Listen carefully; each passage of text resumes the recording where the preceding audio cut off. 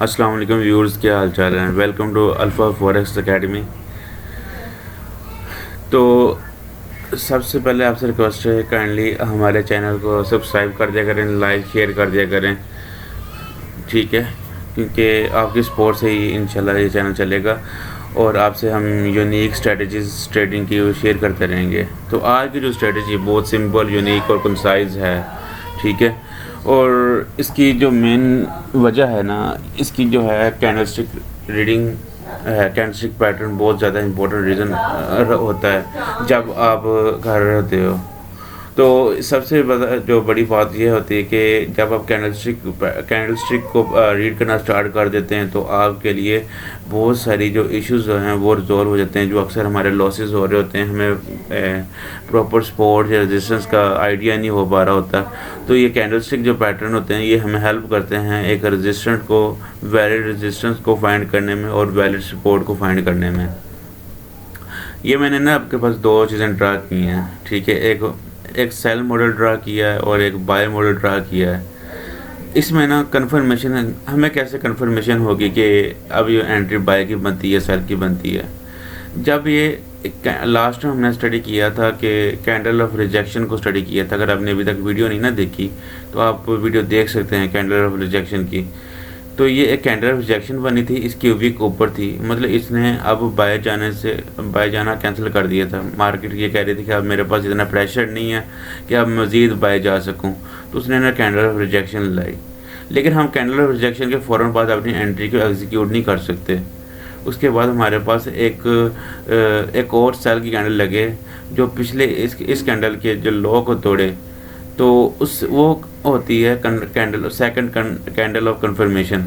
ये अभी दो कैंडल बन जाएं, उसके बाद हम अपनी एंट्री एग्जीक्यूट कर सकते हैं कि मार्केट ये हमारा स्टॉप लॉस होगा और ये हमारा 1/3 के हिसाब से ये हमारा टीपी होगा, ठीक है। इसी तरह अगर मार्केट सपोर्ट के ऊपर कैंडल ऑफ रिजेक्शन बनाती है और साथ एक स्ट्रॉन्ग कैंडल बाय की बना दे, ठीक है, उसके बाद हमारी एंट्री एग्जीक्यूट हो सकती है और हमारा जो स्टॉप लॉस होगा कैंडल ऑफ रिजेक्शन की विक की बिल्कुल नीचे होगा, ठीक है, यहाँ पर, ठीक है। हमारा टीपी होगा 1/3 के हिसाब से होगा, ठीक है।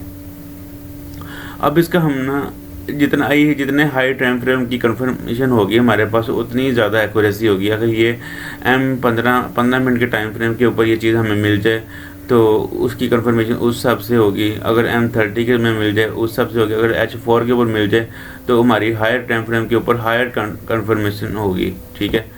अब ये देखिए D1 का चार्ट है, ये मार्केट ने एक कैंडल ऑफ रिजेक्शन बनाई है, ठीक है। मैं हाईलाइट करता हूँ, ये कैंडल ऑफ रिजेक्शन बन गई। अब मैं इसके फ़ौरन बाद तो सेल की एंट्री नहीं ले सकता, मुझे देख साथ एक और इंडिकेशन मिले कि भाई मार्केट एक और सेल की कैंडल बनाए और उस लास्ट कैंडल के लो को तोड़े तो मुझे पता चलेगा हाँ मार्केट अब सेल चली। अब ये लास्ट कैंडल बन गई। अब इसके फ़ौरन के बाद मेरी नेक्स्ट सेल की एंट्री बनती थी, ठीक है, यहाँ से, ठीक है। ये थोड़ा सा एसएल बड़ा है लेकिन ये सेफ एसएल होगा।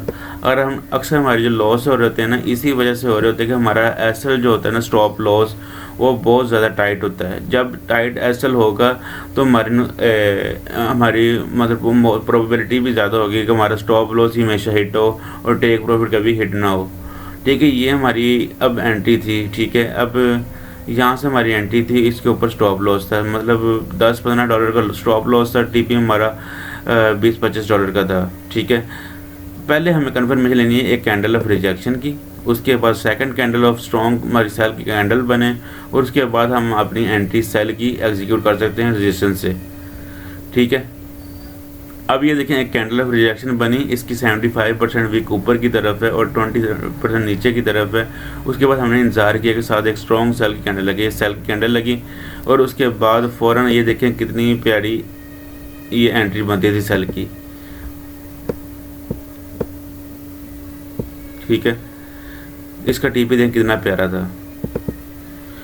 ये जो है ना, जब आपके पास मार्केट में कुछ भी नहीं आइडिया हो, कि हमें पता ही नहीं चलता हो कि हम क्या सपोर्ट है, क्या रेजिस्टेंस है, क्या हायर लो है या क्या लोअर लो है, या क्या हायर है, क्या हायर लो है, तो इसकी ये अगर हमें कैंडल ऑफ कंफर्मेशन का आइडिया हो जाए तो हम अच्छी खासी एक अच्छी एंट्री डिज़ाइन कर सकते हैं, ठीक है।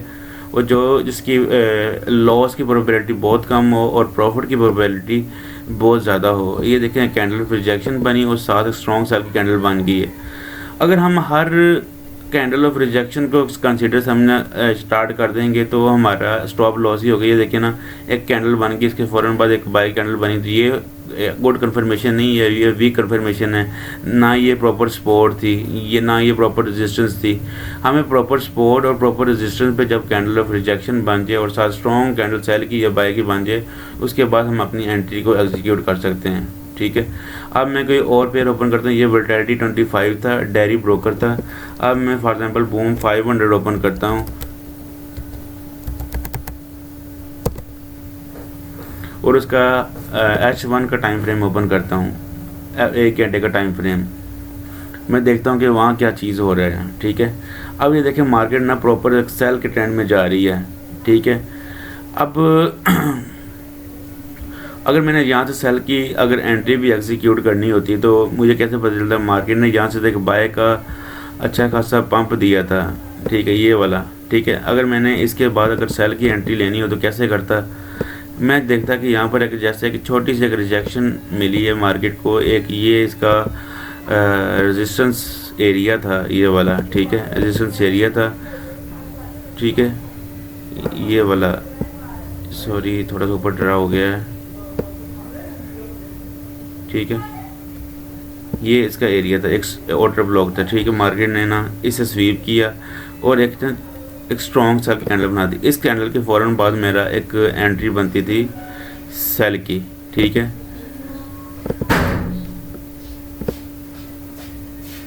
ये वाली, ये सेल की एंट्री। ये देखिए मेरा स्टॉप लॉस कितना कम था और मेरा टीपी कम से कम 1/3 भी लेता तो मेरा यहाँ तक टीपी बनता था। ठीक है, अब ये देखिए मेरी यहाँ पर इस कैंडल के फ़ौरन के बाद मेरी एंट्री थी, ये मेरा स्टॉप लॉस था। ठीक है, और ये मेरा टीपी था। ये कितना प्यारा 1/3 बनता है, मतलब 54 पिप्स हमारा एसएल था और 142 पिप्स हमारा टीपी था। तो अच्छी खासी एंट्री थी।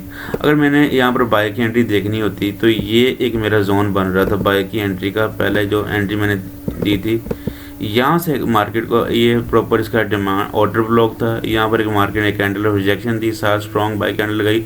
अगर मैंने सॉलिड कंफर्मेशन नहीं लेते तो इसके इस कैंडल के बाद जो ग्रीन कैंडल बनी इसके फ़ौरन बाद मैं एंट्री लेता और लास्ट हाई तक मेरा यहाँ टीपी होता तो मैं इजीली 100 पिप्स इजीली कैच कर लेता।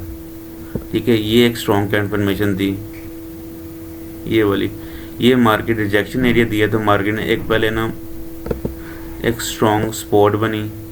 ठीक है, सपोर्ट बन गई और इस बेस को मैंने दोबारा ट्राई किया। ठीक है, इस बेस को, ये देख कितनी प्यारी एंट्री थी और ये अच्छा खासा टीपी देखी। तो कैंडल ऑफ रिजेक्शन के पास जब सॉलिड स्ट्रॉन्ग सेल की या बाय की कैंडल बने तो उसके बाद आप अपनी बाय और सेल की एंट्रीज को एग्जीक्यूट कर सकते हैं। आप बताइएगा कमेंट सेक्शन में क्या होगा, हमारी वीडियो कैसी लगी है और मज़ीद नेक्स्ट टॉपिक किस चीज़ के ऊपर जाते हैं तो इंशाल्लाह हम उसके ऊपर कंटेंट क्रिएट करेंगे। Thank you so much. Allah हाफिज़।